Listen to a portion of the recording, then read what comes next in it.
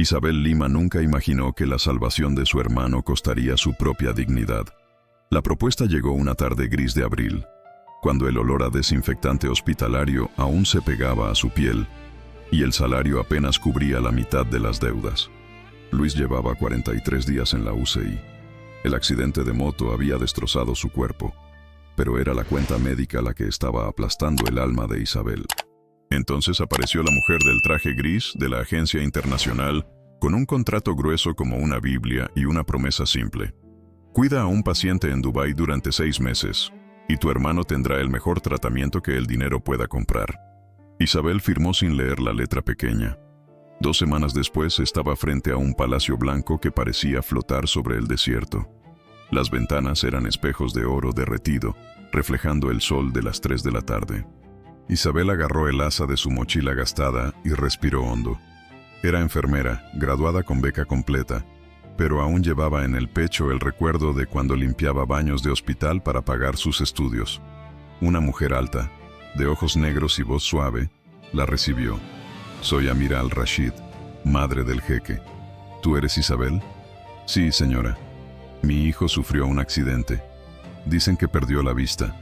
Necesita a alguien humano, alguien que no lo trate como un inválido». Isabel asintió. No entendía completamente, pero sentía la urgencia en la mirada de aquella mujer. Cuando entró en la habitación, el aire cambió. El hombre sentado en el sillón, de espaldas a la puerta, usaba gafas de sol enormes, incluso dentro de la casa. Cabello negro, postura rígida, silencio absoluto. Isabel se acercó despacio, como quien se acerca a un animal herido. «Señor Mahmoud». Él giró el rostro. Bajo las gafas, Isabel juró ver un músculo de la mandíbula contraerse.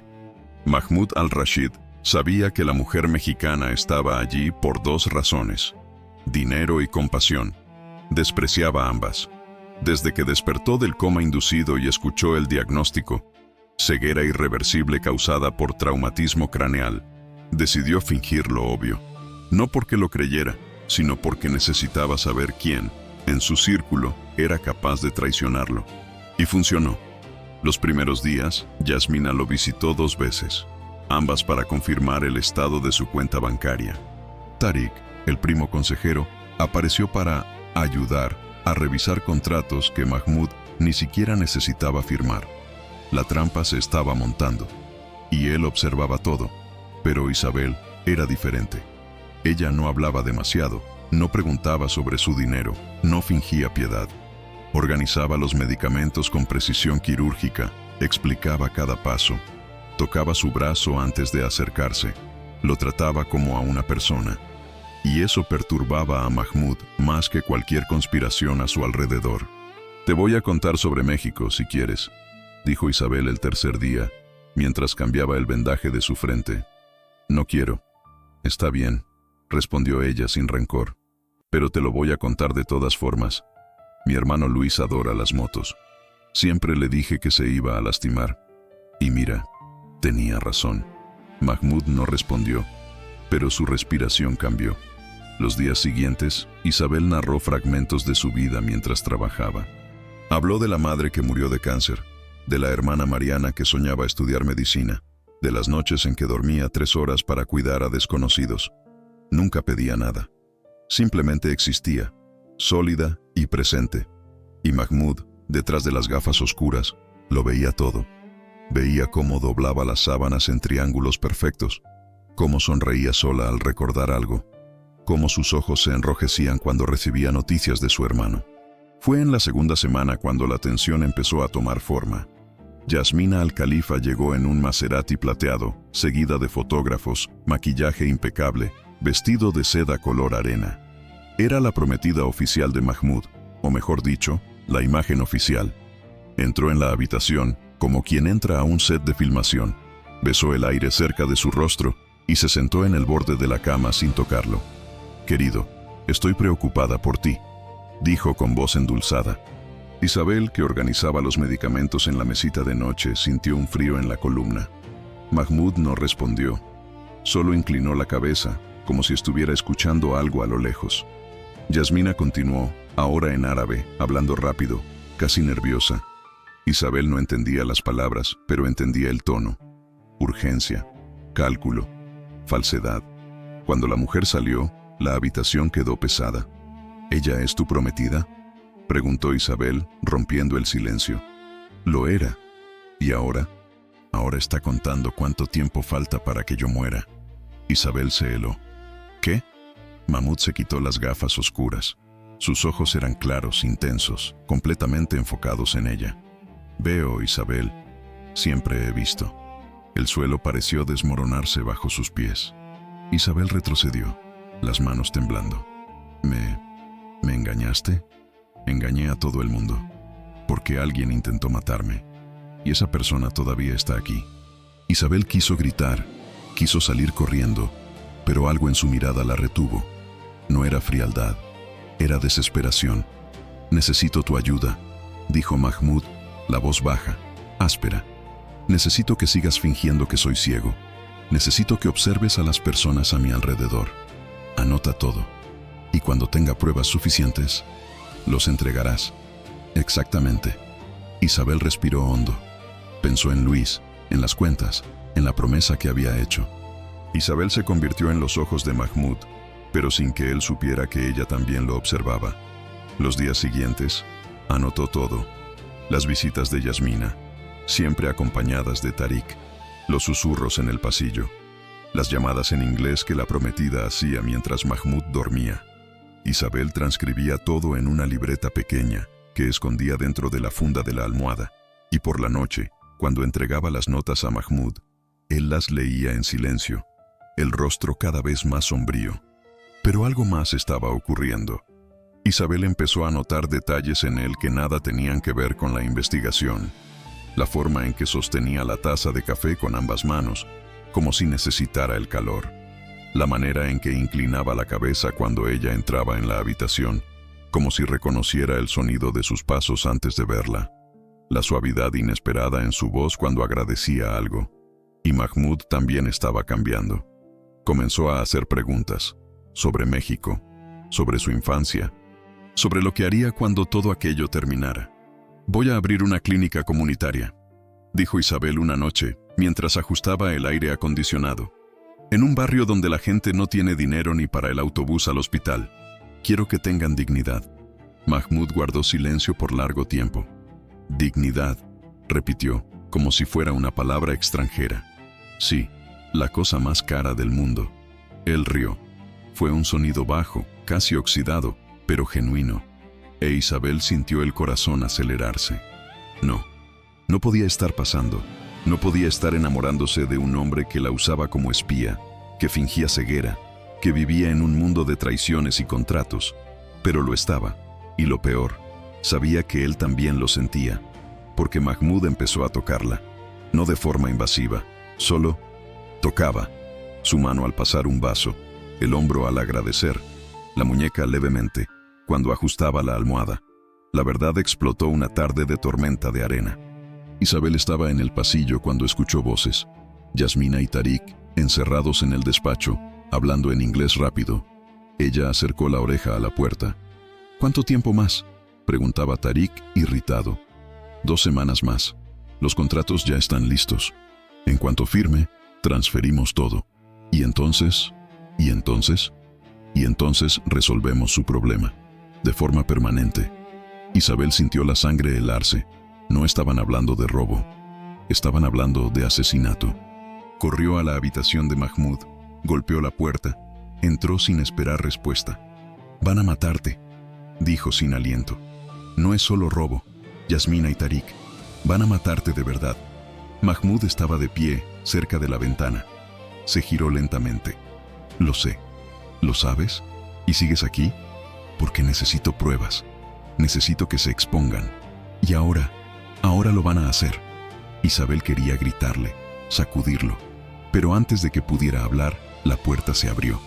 Yasmina entró, el rostro una máscara de sorpresa. Tarik justo detrás. «Isabel, querida», dijo Yasmina, voz dulce como veneno. «¿Qué haces aquí tan agitada?» «Yo estaba trayendo los medicamentos». «Por supuesto». Yasmina se acercó, despacio. «Pero pareces asustada.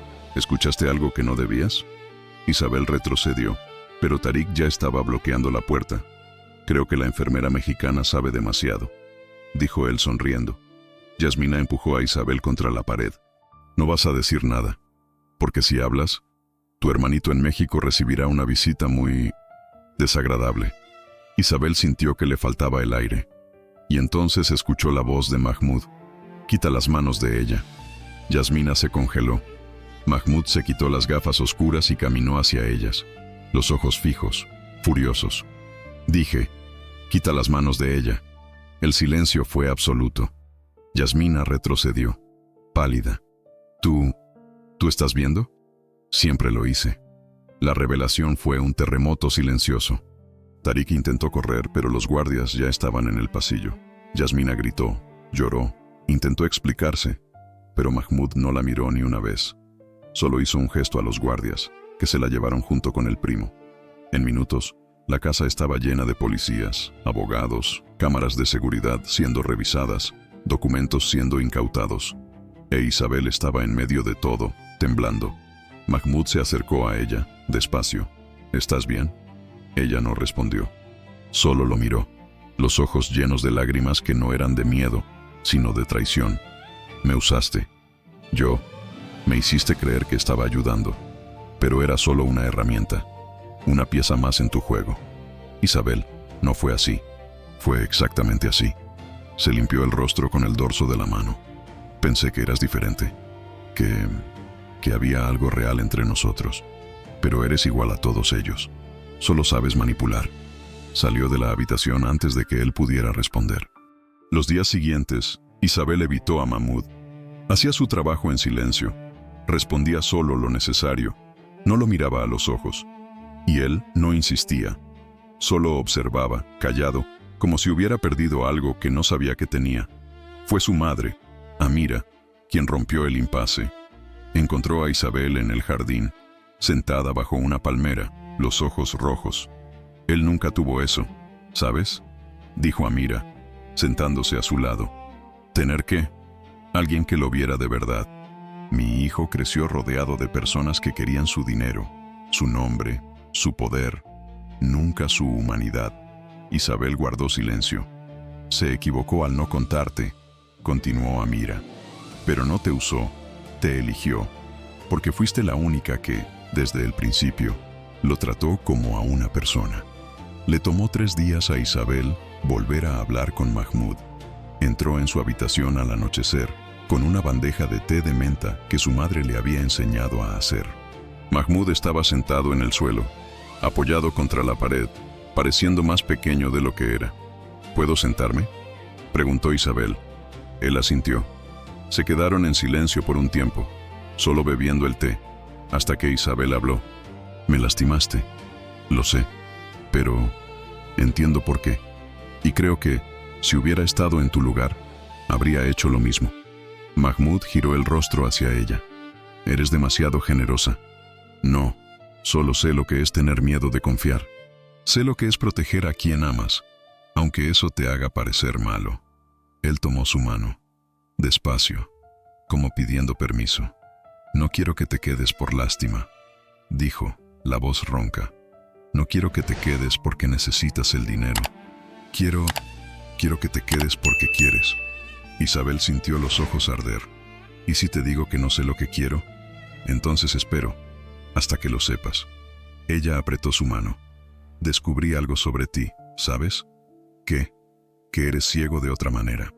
No ves cuánto vales cuando no estás fingiendo ser poderoso». Mahmoud sonrió, una sonrisa cansada, pero real. Y fue en ese momento cuando Isabel decidió, no porque él la hubiera salvado, no porque fuera rico, sino porque, por primera vez en su vida, vio a un hombre que necesitaba ser visto. Y ella quería ser quien lo viera. Se inclinó y besó su frente. «Me quedo». La respiración de él falló. «¿Estás segura?»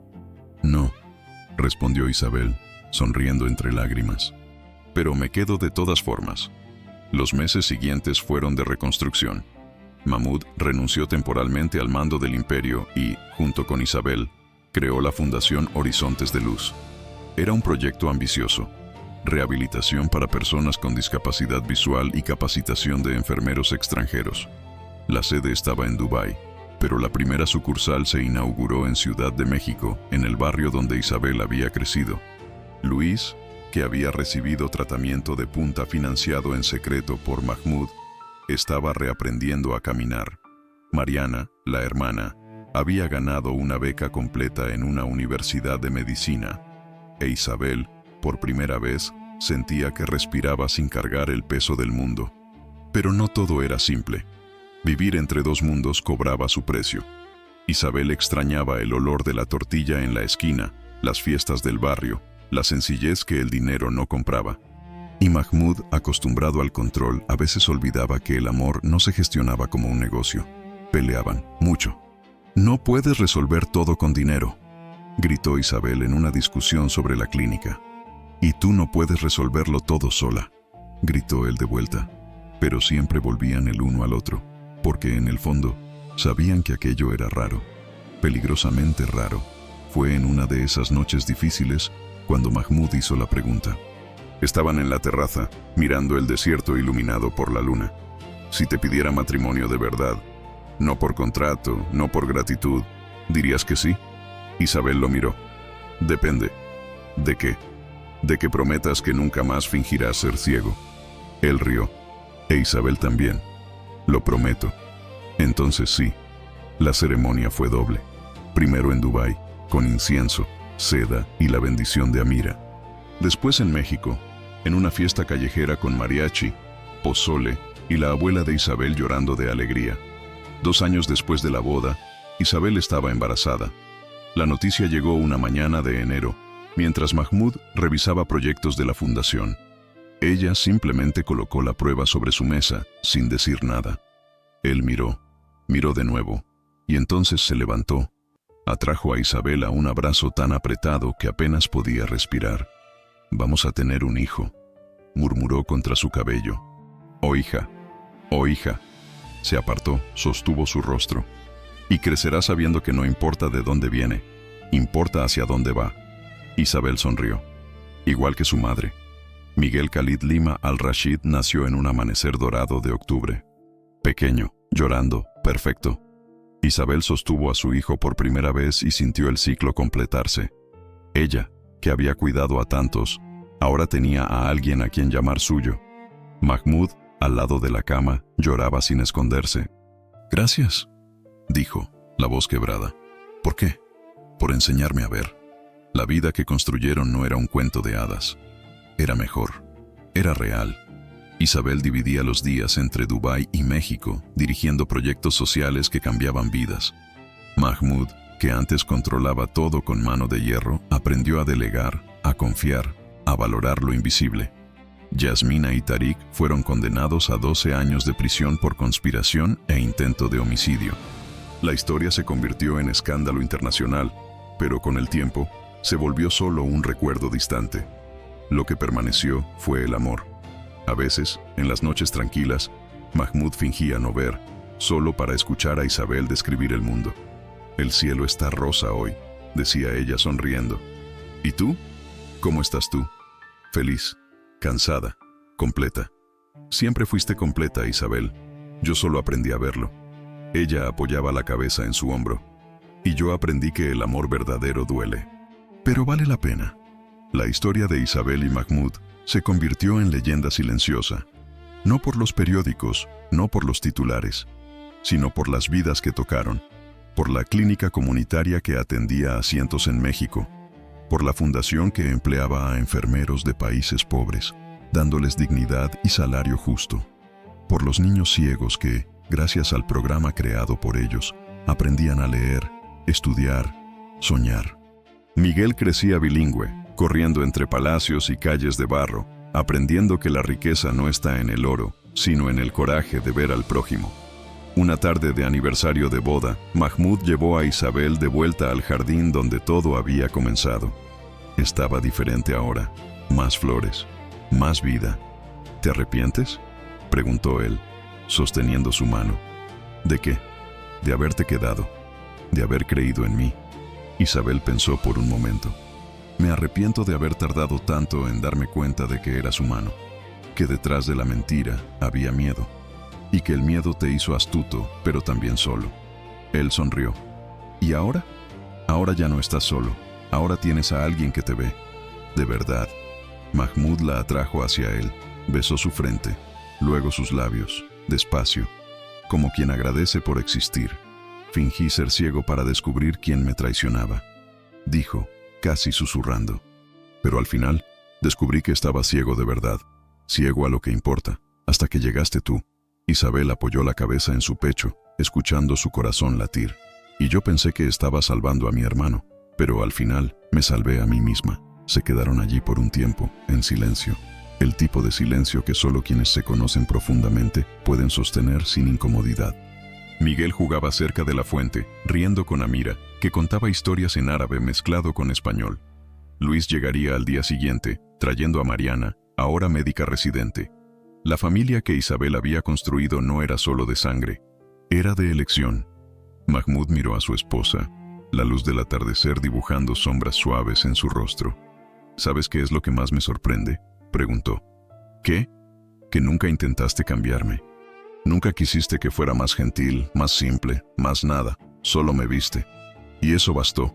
Isabel sonrió, los ojos brillando. Porque el amor verdadero no exige perfección, exige presencia.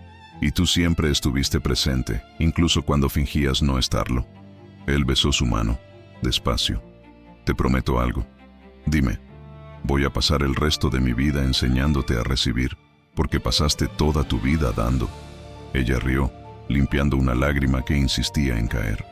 Y yo prometo enseñarte a ir más despacio, porque pasaste toda tu vida corriendo.